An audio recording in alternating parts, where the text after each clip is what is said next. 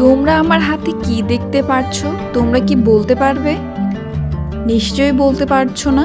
এগুলো হচ্ছে জামের বিচি। জামের বিচি দিয়ে কত সুন্দর এই গাছটা আমি তৈরি করলাম, তোমরা নিশ্চয়ই দেখতে পাচ্ছো। এত সুন্দর গাছ যদি তোমরা তৈরি করতে চাও তাহলে ঝটপট এই ভিডিওটা দেখে নাও। এগুলো হচ্ছে জামের বিচি। এখন সুচালো একটা কোনো কিছু লাগবে, আর তার জন্য আমি এখানে কেচি ব্যবহার করেছি।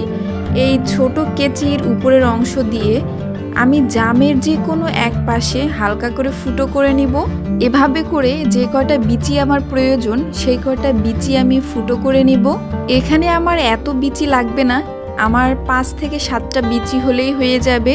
এরপর আমার হাতে দেখতে পাচ্ছ গুনা। তোমরা এটাকে কি নামে চেনো সবাই কমেন্ট করে জানাবে। আমাদের ওই দিক তো আমরা এটাকে গুনা বলেই চিনি। এরপর এখানে দেখতে পাচ্ছ লাল শপিং ব্যাগের একটা অংশ আমি চিকন লম্বা করে কেটে নিয়েছি। এটাই কিন্তু আমি এই গুনার সাথে আঠা লাগিয়ে পেঁচিয়ে নিব।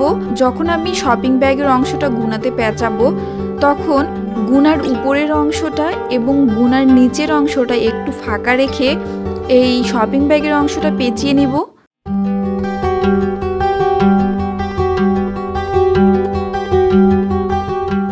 এভাবে করে সম্পূর্ণটা পেঁচিয়ে নিব। আর পেঁচানো হয়ে গেলে গুনার এক পাশে আমি এখানে একটু গ্লুগান আঠা ব্যবহার করছি। এরপর আমি যে জামের এক পাশে ফুটো করে রেখেছিলাম, জামের ফুটা অংশটাতে আমি এই গুনার তারটা সেট করে নিব। যেহেতু আমি এখানে আঠা ব্যবহার করেছি তাই এটা সহজে খুলে আসবে না। তোমরা যদি চাও এখানে আঠা ব্যবহার নাও করতে পারো।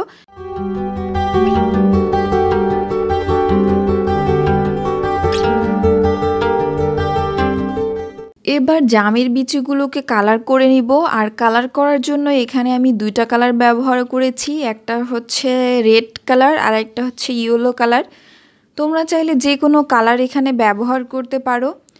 আমি এই বিচির উপরে রেড কালার ব্যবহার করব এবং বিচির নিচের অংশের দিকে আমি হলুদ কালারটা ব্যবহার করব। আমি তোমাদের এখানে 2টা দেখিয়ে দিচ্ছি। আর এভাবে করে আমি কিন্তু সম্পূর্ণ বিচিগুলো কালার করে নিব। রঙগুলো একটু শুকানোর জন্য ওয়েট করব।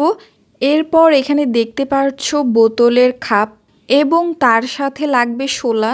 এই শোলার অংশটা আমরা বোতলের যে মুখা অথবা খাপ নিয়েছি সেটার মাপ অনুযায়ী কেটে নিব।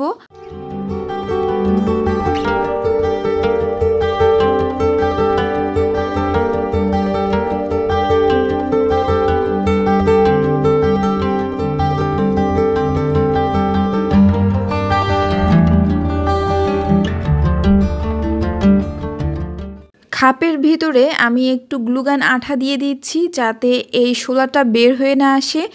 আর এই শোলাটা এই আঠা দিয়ে সুন্দর করে এই খাপের ভিতর সেট করে দিব। শোলাটা বসানোর পর এখানে আমি গাছের যে মাটি সেই মাটির কালারের একটু রং করে নিব। বোতলের খাপে আমি কিন্তু কোনো রং করছি না, যেহেতু এটা সবুজ কালার থাক এটাই হয়তো ভালো লাগবে। এখানে আবারও ব্যবহার করছি শপিং ব্যাগ। আর এখানে দেখতে পাচ্ছ আমি কতটুকু সাইজের একটু শপিং ব্যাগ নিয়েছি। এটা আমি একটু পাতা আকৃতির মতো করে কেটে নিব। ছোট করে পাতা বানাবো যাতে এই গাছের সাথে একটা সামঞ্জস্য থাকে। একটা গাছে আমি 3 থেকে 4টা পাতা ব্যবহার করব। তোমরা চাইলে কম বেশি করে ব্যবহার করতে পারো। এরপর আঠার সাহায্যে তোমরা দেখতেই পাচ্ছ আমি পাতাগুলো লাগিয়ে নিচ্ছি। এভাবে আমি 3 থেকে 4টা পাতা ব্যবহার করব এখানে। আর পাতাগুলোকে তোমরা একটু চাইলে হাত দিয়ে এভাবে ভাঁজ করে দিতে পারো, তাহলে এটা দেখতে আরও বেশি সুন্দর লাগবে। কোনো পাতা থাকবে ভাঁজ আবার কোনো পাতা থাকবে সমান। তোমরা যদি চাও হাতের সাহায্যে এভাবে একটু পাতাটা বাঁকা করে দিতে পারো, যেটা দেখতে ভালো লাগবে। তোমরা হয়তো ভাবতে পারো সবুজ পাতার কালার হয়, কিন্তু এখানে আবার লাল কেন ব্যবহার করেছে। আমি ভাবলাম গাছের সাথে মিল রেখে কেননা এই পাতাটাও লাল হোক, এজন্য আমি এখানে লালটাই ব্যবহার করেছি। এভাবে করে আমি সবগুলো গাছেই পাতাগুলো ব্যবহার করব। প্রতিটা গাছেই আমার তৈরি হয়ে গেল। এরপর এটাকে সেট করার পালা।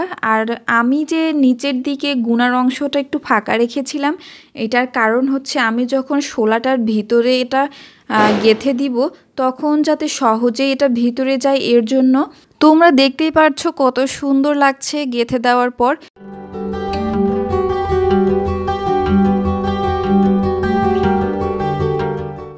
তোমরা এখানে দেখতে পাচ্ছ একটা রঙের বোতল। তোমরা চাইলে কিন্তু এরকম ছোট্ট ছোট্ট বোতলগুলোতে রাখতে পারো, তাহলে কিন্তু অনেক সুন্দর লাগবে, কিউট লাগবে।